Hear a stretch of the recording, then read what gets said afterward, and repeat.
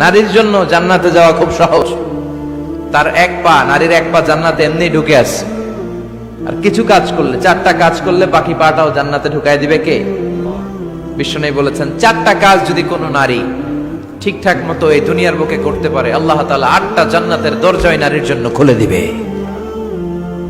এক নম্বরে বিশ্বনবী বললেন, আল মারআতু ইযা সাল্লাত খামসাহা, কোন নারী যদি 5 ওয়াক্ত সালাত সময় মতো আদায় করে, ওয়া সামাত শাহরাহা, রমজানের রোজাগুলো ঠিকমতো রাখে, আতাআত বালাহা, স্বামীর আনুগত্য করে, ওয়া হাফিজাত ফুরুজাহা, নিজের লজ্জাস্থানের হেফাজত করে। 4টা, কয়টা? 5 ওয়াক্ত সালাত, রমাদানের রোজা, স্বামীর আনুগত্য। এখন এটা উঠে গেছে সমাজে। কে কার উপর ডমিনেটিং করবে এই নিয়ে গুতাগুতি আছে না নাই? কে বড় হবে, কে মশারি টাঙ্গাবে রাত্রে, কিলাকিলি আছে না নাই? হাজবেন্ড কে তুই টাঙ্গা, স্ত্রী কয় আমনে টাঙ্গান, আছে না নাই? আনুগত্য নাই, ছোট্ট খাট্ট বিষয় নিয়ে কিলাকিলি। এজন্যই ফ্যামিলির মধ্যে শান্তি নাই। আমার বোনেরা, এই হাজবেন্ড আপনার হীরার টুকরা, এটা আপনার জান্নাত। বিশ্বনবী বলেছেন, আল্লাহ ছাড়া কারো পায়ের সামনে যদি সিজদা দেওয়া জায়েজ হতো, সবগুলো নারীকে বলতাম স্বামীর পায়ে সিজদায় লুটিয়ে পড়ো। আল্লাহ ছাড়া যেহেতু কারোর সামনে সিজদা দেওয়া যায় না, তাই আমি এটা বলি না। যদি জায়েজ হতো, সব নারীকে বলতাম স্বামীর পায়ে লুটিয়ে পড়ো, স্বামী তোমার জান্নাত। 5 ওয়াক্ত সালাত পড়বেন, রমাদানের রোজা রাখবেন, স্বামীর আনুগত্য করবেন, নিজের লজ্জাস্থানের হেফাজত করবেন, নিজের সতীত্ব, নিজের সম্মানের হেফাজত করবেন। এই 4টা কাজ যদি কোনো নারী দুনিয়ার বুকে করতে পারে, তার জন্য 8টা জান্নাতের দরজা খুলে দিবে কে? আল্লাহ। এজন্য বোনেরা, আপনাদের জন্য ইসলাম পালন করা সহজ। আপনারা হচ্ছেন অনেক বড় একটা ইনস্টিটিউশন, কারণ আপনার ছেলে মেয়েদের প্রথম শিক্ষা প্রতিষ্ঠান আপনি নিজেই, তাই না? যারা সিলেটের ছেলে পেরে, এরা সিলেটি ভাষা পারে কেমনে? এর মার কাছ থেকে শিখে। ঢাকায় পোলা পান্ডা ঢাকায় কয় কেমতে? ঢাকার মায়ের কাছে শিখে। নোয়াখালীর ছেলেরা নোয়াখালী হয় কেমনে? ছোটবেলা থেকে মা বলে নোয়াখালী, পানিরে কয় হানি, পান রে কয় হান। তো ছোট বাচ্চা এটাই শিখে। আমেরিকান ছোট ছোট বাচ্চা ইংরেজি পারে কেমনে? ওর মার থেকে শিখে।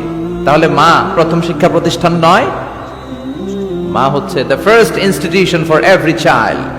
পৃথিবীর সব মানব শিশুর জন্য মা হচ্ছে প্রথম শিক্ষা প্রতিষ্ঠান। এজন্য আমি বলি, বাপ ভালো তার বেটা ভালো তাই, মা ভালো তার ঝি, গাই ভালো তার দুধ ভালো রে, দুধ ভালো তার ঘি। বাপ যদি ভালো তো বেটা ভালো, মা ভালো তো ঝি ভালো, দুধ গাই ভালো তো দুধ ভালো, দুধ ভালো তো ঘি ভালো, তাই না? এই নারীদের পেট হচ্ছে খনি, তেলের খনি, গ্যাসের খনি, স্বর্ণের খনির চেয়ে আমি বলি এটা দামি খনি। এই নারী যদি হেজাব মেনটেন করে, কোরআন পড়ে, সুন্নাহ পড়ে, তাহলে এই নারীর পেট থেকে বড় বড় আল্লাহওয়ালা বেরোবে, দেশপ্রেমিক লোক বেরোবে, ভদ্র, সালেহ, শহীদ, নবী, সিদ্দিক এরা বেরিয়েছে, ঠিক কিনা? আর এই একই নারী যদি ইসলাম না মানে, স্বামীর আনুগত্য না করে, সালাত না পড়ে, কোরআন সুন্নাহ না মানে, তাহলে এই পেট থেকে বড় বড় ডাকাত, দুর্নীতিবাজ, দেশের সম্পদ যারা লুণ্ঠন করে, অন্যকে হত্যা করে, জুলুম নির্বিচারে করে, এরকম ডাকাত বেরোবে। আবার বিশ্বনবী নারীদেরকে অনেক বিষয়ে সতর্ক করেছেন যে খবরদার এগুলো করো না। নারীদেরকে টাইট ফিটিং জামা পরতে নিষেধ করেছেন। আল কাসিয়াত, আল আরিয়াত, আল মাইলাত, আল মুমিলাত।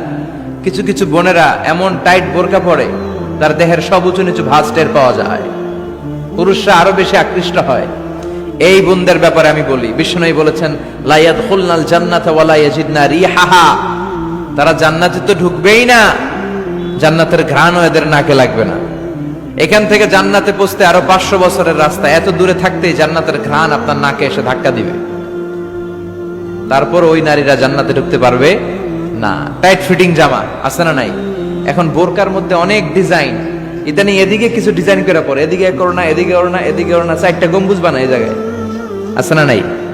এগুলো করে, তো এগুলো করলে তার পর্দার চেয়ে তার সৌন্দর্যের প্রকাশ আরো বেশি হয়ে যায়। এরপরে বিশ্বনবী নিষেধ করেছেন, ঝাঁঝালো পারফিউম দিয়ে বেরোতে নিষেধ করেছেন। আমার বোনেরা, নিজেদেরকে ক্লিন রাখবেন, পরিচ্ছন্ন রাখবেন অলওয়েজ। আপনি গায়ে ডিওডোরেন্ট, দুর্গন্ধনাশক পারফিউম দিতে পারেন, তবে সেটা জামার ভেতরে, বাইরে যেন প্রকাশ না পায়। অনেক মহিলা সেজে গুজে বোরকাটা পরে বোরকার উপরে মারে 2টা, আছে না নাই?